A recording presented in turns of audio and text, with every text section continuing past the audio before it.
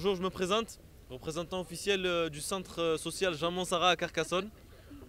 On vient aujourd'hui à Cannes afin de monter les marches et vivre un moment exceptionnel dans le cadre du projet Regard Jeune sur le cinéma.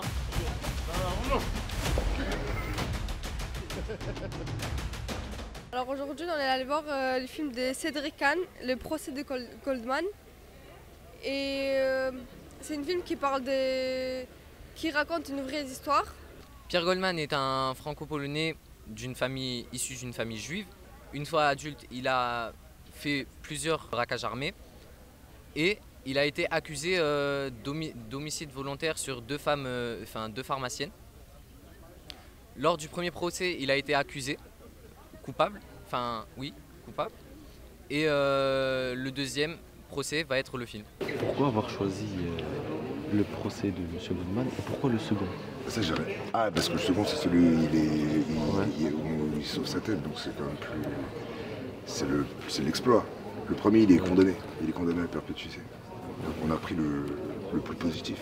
J'ai bien aimé le film, c'était un sujet que je ne connaissais pas. C'est un sujet assez intéressant.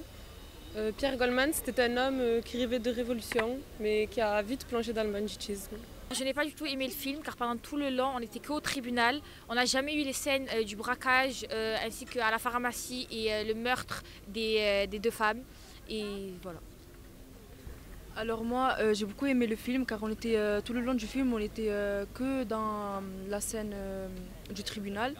Du coup, on pouvait très bien imaginer les autres scènes comme on le voulait.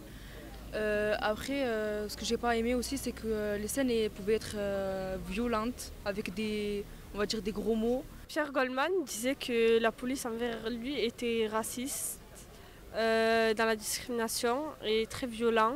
Au jour d'aujourd'hui, on voit encore ça, alors que le film s'est passé dans les années 70 et qu'aujourd'hui on est en 2023.